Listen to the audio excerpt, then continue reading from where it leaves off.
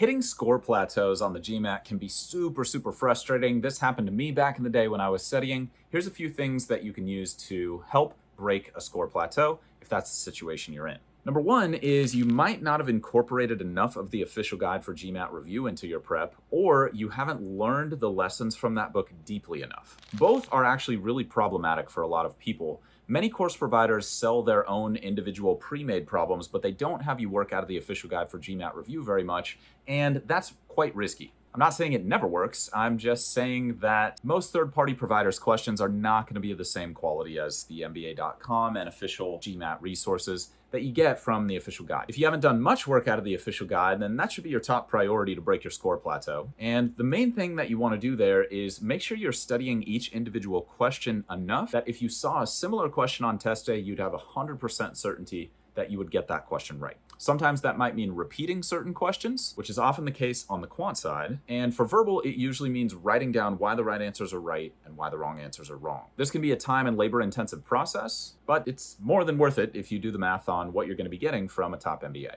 Now, if you've already done the kind of analysis on the official guide that I'm talking about and you're still having a score plateau issue, then you might be missing a lot of questions that you know how to do during the exam. I know that might sound a little crazy, but if you go back to your past few practice exams and you really do a hardcore audit and ask yourself, how many of these questions did I actually know how to do but not get right? That can be very eye-opening, because once you know the core material, a lot of getting a great score is about executing under pressure, which for some people is really hard to do. If you're missing a lot of questions that you know, it can be a wide variety of factors causing that to happen, including testing anxiety, bad time management, or not writing enough down as you're solving each question. Sometimes it might be all three. If you can pinpoint which one is holding you back, then usually the path to improvement is pretty clear. But if you're struggling with how to improve with any particular area, or you're genuinely not sure why you're missing so many questions you know how to do, feel free to shoot us a DM and we'll be happy to help you problem solve on that. Now, sometimes it's neither of those things, or you've tried both those things, but you're really not sure how to progress on your own with them, or maybe you just need an outside perspective to help you see your situation a little bit differently. If that's the case and you can get a tutor recommendation from a trusted friend or colleague,